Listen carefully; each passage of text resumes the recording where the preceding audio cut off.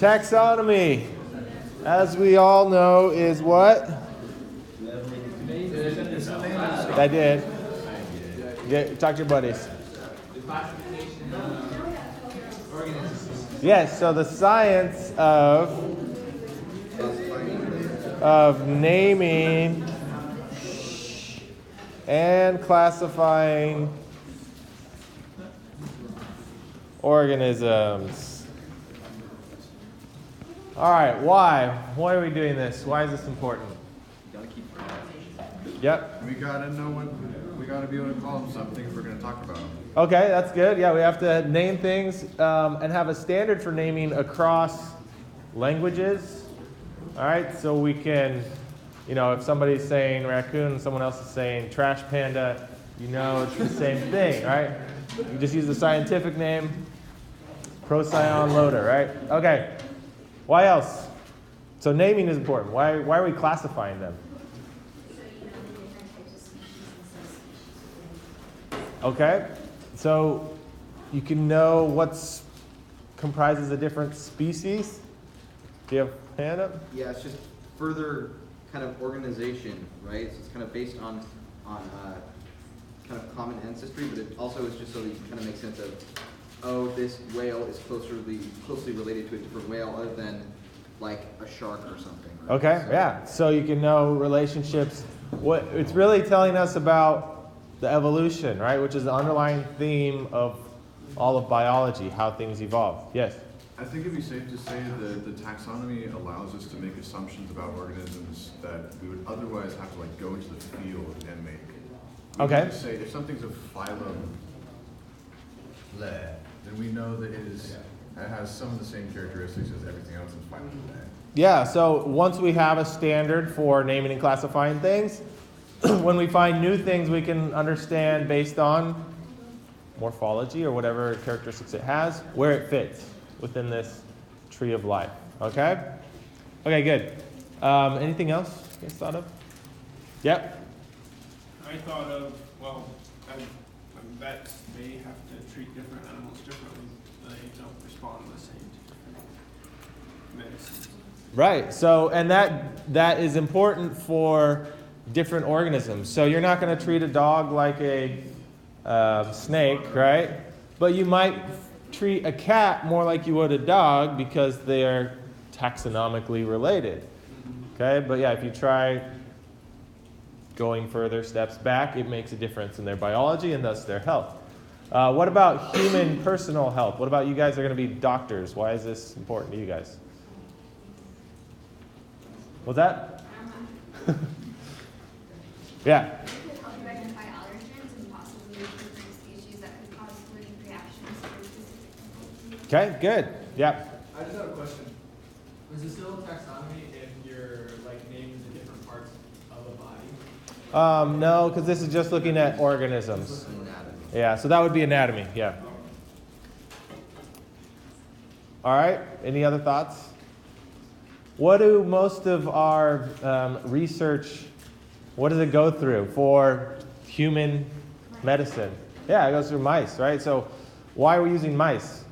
Because they're really tiny and they're similar to human in certain ways. And then it doesn't matter. Well, it matters if you kill them, but She's in bioethics too, so just Humans trust her. Her. Right. Okay. So we actually generally for clinical trials you start with mice or rats and see how effective this medicine or whatever it is you're testing.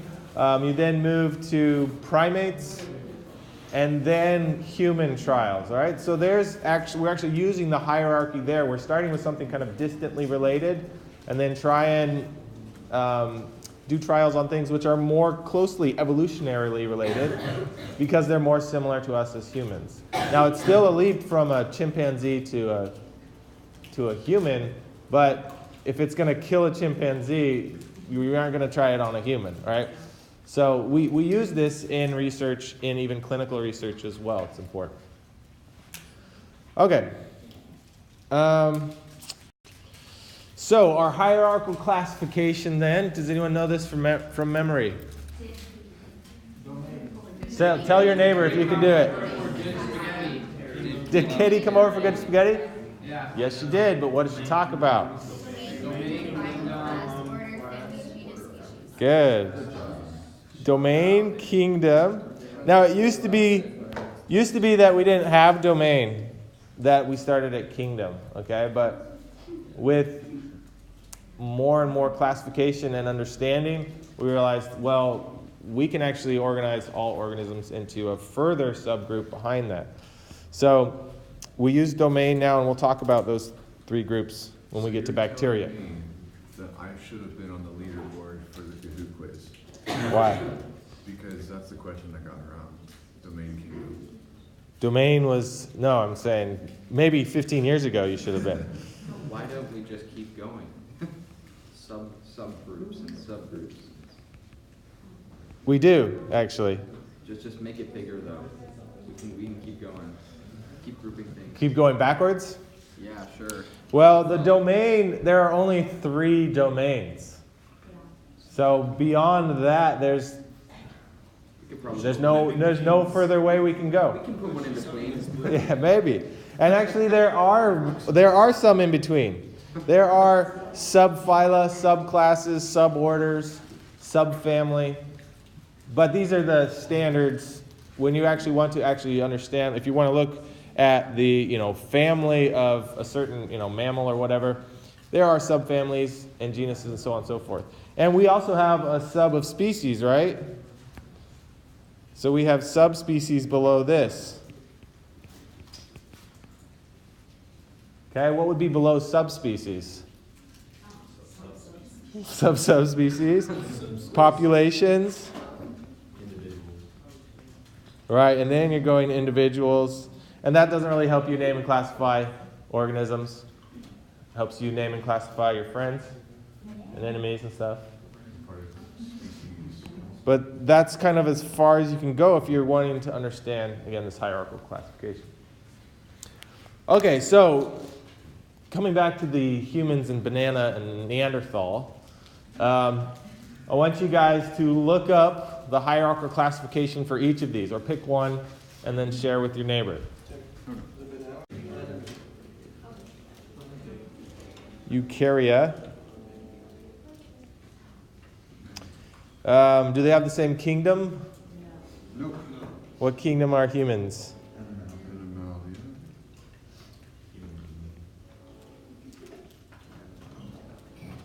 And then what are bananas? Planty? Yep, they are plants. Okay, so we diverge right there from bananas. Okay, so one of the things we brought up before, that bananas and humans share a large part of their genome. They have a lot of the same genes. Okay, I think the article I sent you said 60% of our genes are the same. Okay, why was that? Why do we share 60% of the genes with bananas? What's that? Because they have the same domain. We do have the same domains, right? Yeah, we're both eukaryotes. Okay, so what processes are going to be the same? Cell division, respiration. Okay, these are genetically controlled, so all those genes have to be conserved fairly tightly, otherwise they're not going to work. And they have the same process. So any of these really, really fundamental processes for eukaryotes are going to be conserved and the same. All right, animals are in what phylum? Chordata. All right, so not all animals are, but we are. Class. Mammalia. Vertebrata is a subphylum. It is. Yeah. That's not what I was taught in school. Is that different? Order. Primates. Primates. Family. Hominidae. Are Neanderthals hominids as well? Yeah, I think. Okay, genus.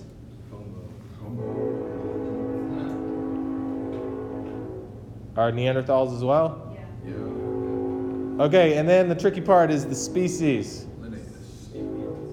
Okay, so species name you write as a specific epithet, a 2-word that includes the genus, and the genus is uppercase. The species is under lowercase, and then it's underlined. Okay, this is a good test question. I do it in pretty much every class. 1 or 2 people always get it wrong. Okay, well, you got to remember that format. Uppercase, genus, lowercase, species, both are underlined. What is italicized? Or italicized if it's typed. Okay, so you just can't italicize when you're writing. Well, you can, but you can't tell. Right. All right, what are Neanderthals? What's their species name?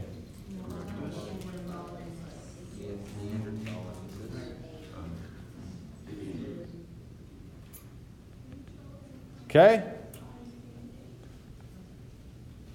So we are the same genus, different species. So their genetic similarities are going to be much closer to a banana.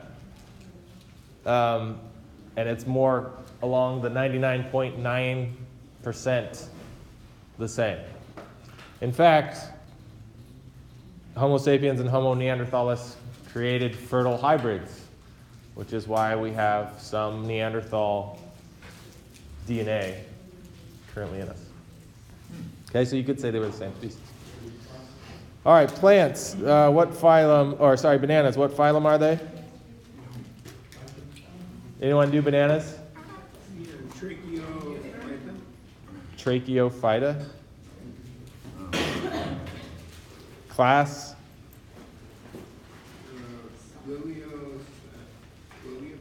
Liliopsidae. Which banana did you look up? All right, we're good. They're different, okay? We'll stop there. Some of them are plantae. I looked up the one that What's that? You just erased plantae. Oh, yeah. Some of them are plantae.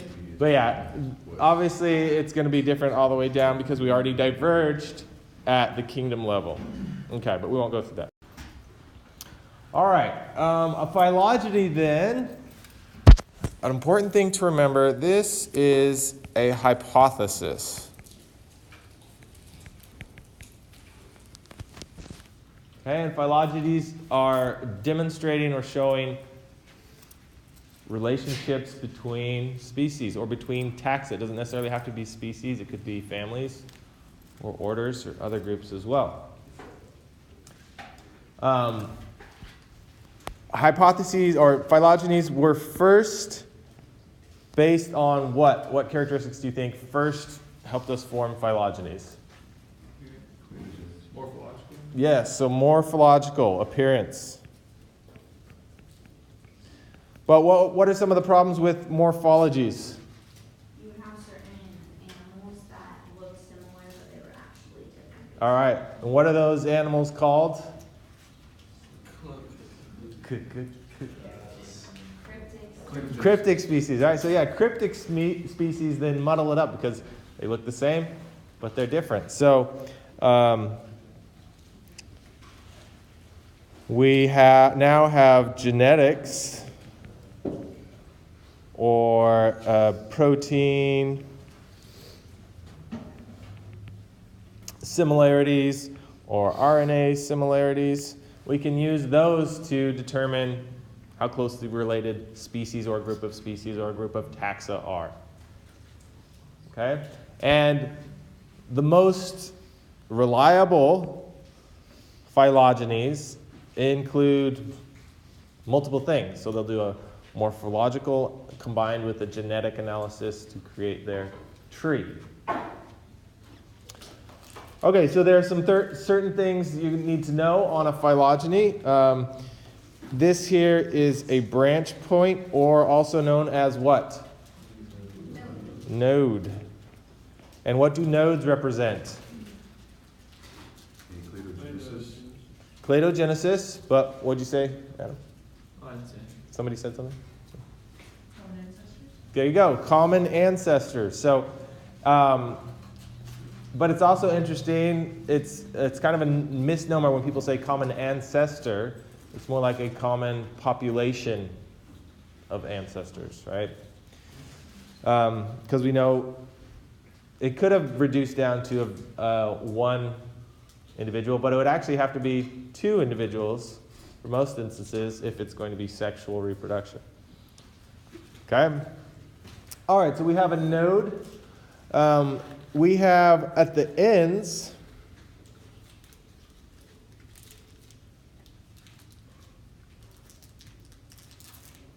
okay, these are representing our comparable taxa.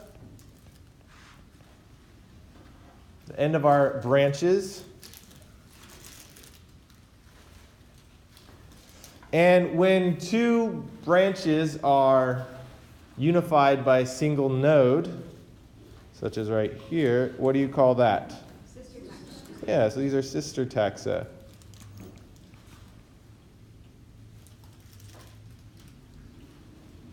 Okay, I may also, so this is broken down into different groups of bats. Okay.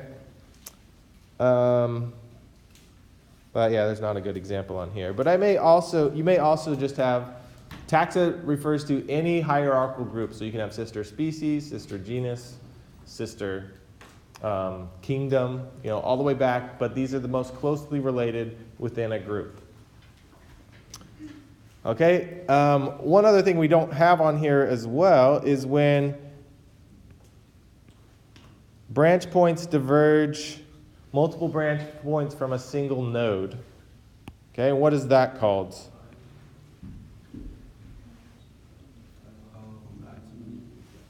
It's one that hasn't been resolved.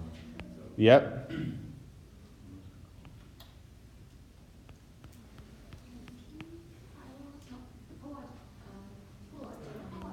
Polytomy? Good. You didn't even have to draw the gallows. Okay, a polytomy, which represents an unresolved relationship, an unresolved branch point, unresolved node. In actuality, this didn't occur. One species did not diverge into four species at the same time. Instead, you would have different dichotomies within that. Okay, and another thing this lacks is a basal group. Okay, so if we were going to compare all these bats, it's good to have something unrelated to compare them all to. So what would be a good unrelated organism we could use? Hippopotamus. Yeah, we could use a hippo. Or a dog. Yeah, or a squirrel. Something that's not a bat. And that way we can say any shared characters to this hippo are probably evolved before these bats separated. Okay, so this is our basal group. Also called an outgroup. And we'll get more into that when we talk about how to make phylogenies next time.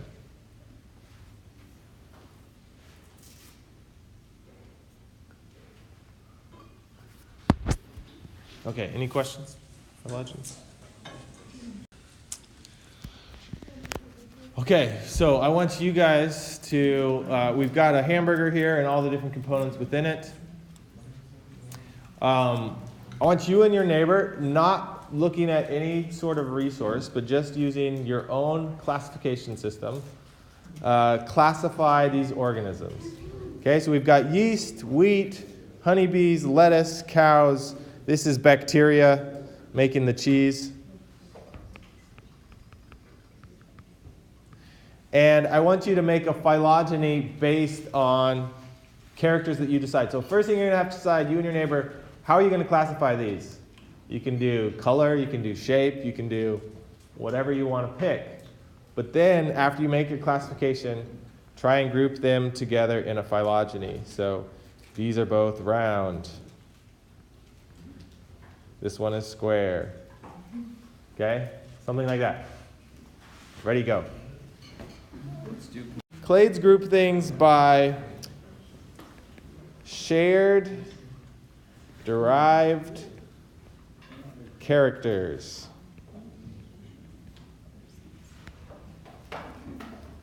Okay, and for this, again, you need an outgroup to compare what is derived. So a derived character is a new character, something that developed probably with the species or with the taxa. So what would be a derived group of bats? A derived character of bats? From mammals. What's that? Echolocation. Good, yeah. So this is a derived characteristic different than what everything else has. And you can use that to characterize bats. Bats echolocate. Okay? So, so let's say we put bats here, and then we would put the trait here. This would be echolocation.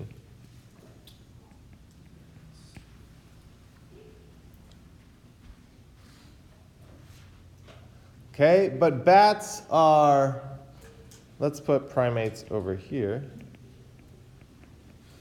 And let's put snakes over here. So let's keep this simple. All right, what's the derived trait of primates and bats, which is not shared by snakes? Thumbs, sure, we can do thumbs. Legs. Okay, so I put this character before this node here because it then applies to everything below it. So bats and primates have thumbs. Okay? Yeah. Yeah, bats have thumbs. Let's put, let's see, turtles over here.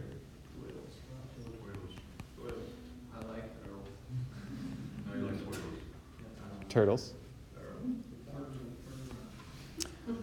All right, what is a characteristic shared by all of these? Okay, blood.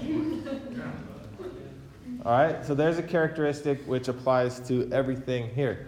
But turtles and snakes have things that primates and bats don't. Actually, turtles have thumbs. So we would have to put thumbs over here too. So then, if thumbs is there, then technically, like, it doesn't matter if it's still any other. Turtles just have 4 digits. They don't have a fifth one. They don't have a thumb, right? They just go like this. I think they have a fifth one. Maybe it doesn't extend. No, we'll keep it there. Just for the purpose. They have thumbs in this clade. Okay. Snakes have scales. Okay? Where would you put scales? Would you put it right here? No, right? Because primates and bats don't. So you would put it over here.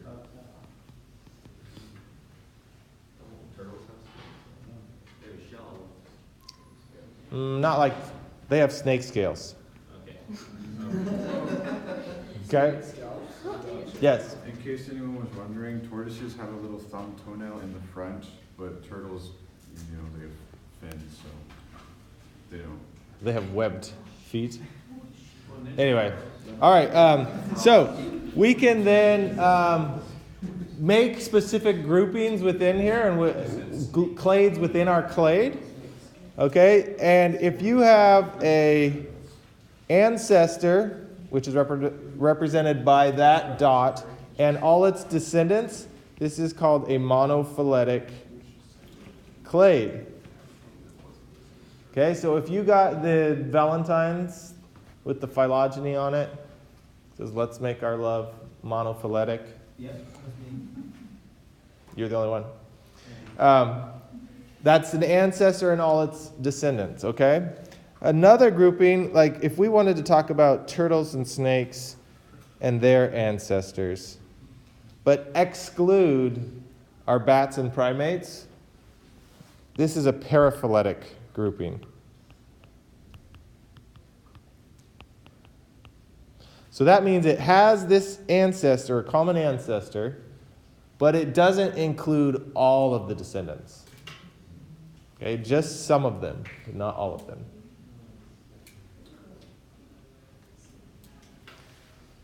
All right, and then the last grouping is if we wanted to just grab certain things, let's say we wanted to group snakes and bats. These are our awesome animals. I don't know what you group them together as, but this is polyphyletic.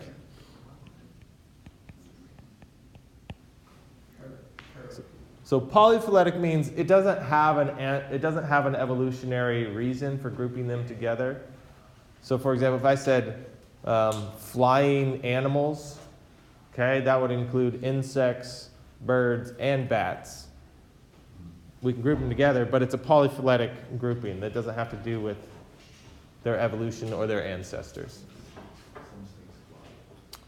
Okay? But they don't fly. Okay. So these are the different types of clades within there. Yes? When you are looking at an ancestor, does it have to be at the node, or can it be along the lines of the... Well, it just depends on what taxonomic level you're looking at.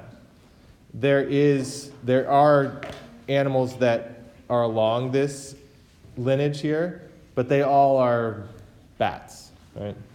So usually that's not very helpful in understanding the phylogeny. Okay, any other questions?